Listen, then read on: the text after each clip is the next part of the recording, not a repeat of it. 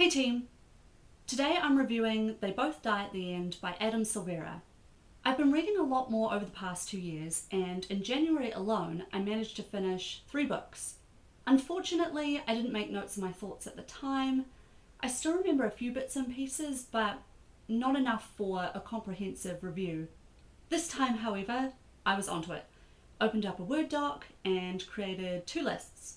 One for things I liked and one for things I didn't like. That's generally how most reviews work. I'm certainly not doing anything revolutionary here. So before we get to that, I'll give you the synopsis for They Both Die at the End. Instead of explaining it myself, I thought it would be best to just read the one provided on the back of the book. On September 5th, a little after midnight, Deathcast calls Matteo Therese and Rufus Emeterio to give them some bad news. They're going to die today. Matteo and Rufus are total strangers, but for different reasons, they're both looking to make a new friend on their end day. The good news, there's an app for that. It's called The Last Friend, and through it, Rufus and Matteo are about to meet up for one last great adventure, to live a lifetime in a single day. Alright, starting with things I liked. I thought this book had some great world building. It reminded me a little bit of Minority Report with the pre-crime unit in terms of predicting tragic events before they happen. It definitely falls into Black Mirror territory as well. That series has done a really great job of consistently driving home the point that technology bad, technology scary. The concept of this book is quite terrifying. I'm sure we've all pondered or had a conversation with someone about our demise and how much we'd want to know. Even at an elementary level, this is something I engaged with. My friends and I would read each other's palms, and each crease represented something different. If I remember correctly, one of the creases represented your lifeline. The longer it was, the longer your life would be. That's all fun and games, but I can say without a shadow of a doubt that after reading this book, I definitely don't want to know. That would be such a nightmare. I really felt the anxiety of the characters, especially because the story was told via alternate POV. Just in case you're unfamiliar, I have a definition here which I wanted to include because it gets unnecessarily sassy at the end. So, this narration form is paired with either first-person POV or limited third-person POV. Most commonly, first-person alternate POV switches between 2 characters, but there is nothing stopping you adding more, if you can handle it. I, personally, enjoy reading books like this. It means I can slowly chip away at things instead of trying to get through massive chapters. I'm the type of person who zones out when I'm reading, so it's ideal. Another thing I appreciated is the author doesn't explain how this technology works. In fact, it's stated early on that no one knows. The more you explain, the more likely it is that people will be able to poke holes in your logic. If you're creating a very complicated world with complex rules, it's got to be airtight, vacuum sealed. I find a lot of time travel movies fall into this trap of over-explaining. Also, the mysterious element adds to that sense of hopelessness. There were a few moments throughout this book where I hoped that they would figure out some way to beat the system, but of course, they don't. The title is very clear.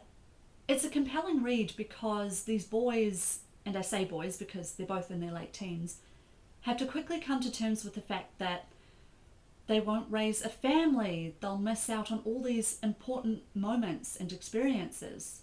The last thing on my pros list before I move on to the cons is I really liked the integration of the Last Friend app. It felt like a very realistic depiction of the kind of things you'd see online.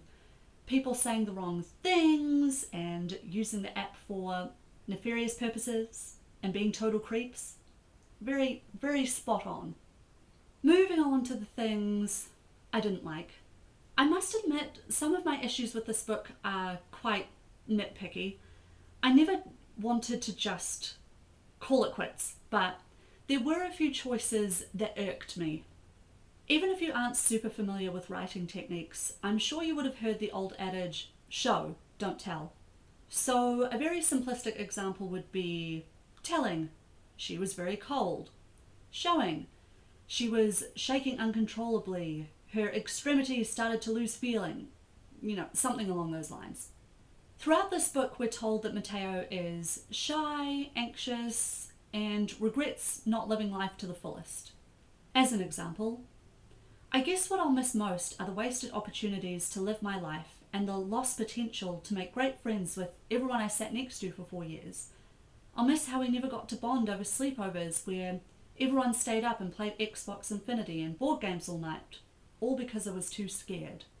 I just felt that this exposition could have been explored a bit more organically and creatively. Perhaps we could have had a chapter where Mateo is looking at an old yearbook and he can't find his photo anywhere because he wasn't involved in any sports or clubs. And when he finally does see a glimpse of himself, it's way at the back of a group photo that he's not part of. Or I think it could have been quite compelling and had more of an impact if he ran into one of his classmates and they say, hey, we didn't really talk much, but I'm having a board game night next week if you want to come. And Mateo says yes, even though he knows he won't be there. Very emotional. Like if you cry every time. First person is tricky because it can feel like a tug of war between character and author. This can be especially noticeable when adult writers try to tackle stories from a youthful perspective. When the dialogue doesn't sound authentic, it can be really jarring. At one point, Mateo and Rufus are having this conversation and it just stuck out to me. One of them used the term pop music as opposed to just saying pop. And it reminded me of this clip of Prince Philip talking about pop concerts. That's just a small thing, but I consistently felt like I wasn't following the story of two boys in their late teens. Now, most of the book goes back and forth between Mateo and Rufus, but there are other characters. I think there was an attempt to weave all these characters together, but in my opinion, some of them didn't need to be included. I'll keep this vague so as not to spoil anything. We're introduced to one character early on. They make an appearance later in the book, but we just brush right past, so there's not really any payoff. Also, if you're going to include multiple characters that make brief appearances, it's helpful to have names that are quite different. A few characters had names starting with the letter D, two with the letter V. I had to go back and reread a section or two because I got a bit confused.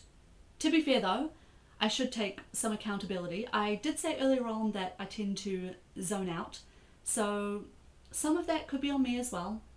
So this next thing, I don't think it's a spoiler. We know they'll die at the end. Basically, there were some red herrings earlier on. We're led to believe that they'll be in danger, but it's a book about them dying at the end, not in the middle. I did consider that maybe they could be seriously injured partway through and die later, but I was quite doubtful. For my pickiest nit, my nitpicking, number one, I have a question for you, right? Something to think about. You get a call when you're going to die. There's also a list of decors, as they're referred to, on a website.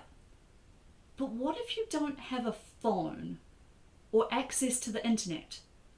They do address this in some way, as older family members can answer on behalf of younger people. I guess you just don't know. Ignorance is bliss.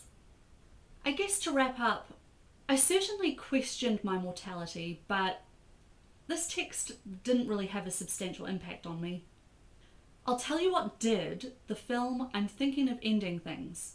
I won't get too much into it now because I do want to read the book. There's another book I want to read before that, so could be just a bit further down the line.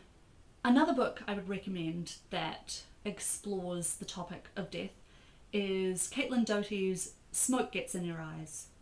She also has a YouTube channel, which I did not realise when I was reading this book, which is crazy because she's been on the platform for years and years. I really appreciate her approach to this difficult topic. It's very creative and accessible, and also quite entertaining.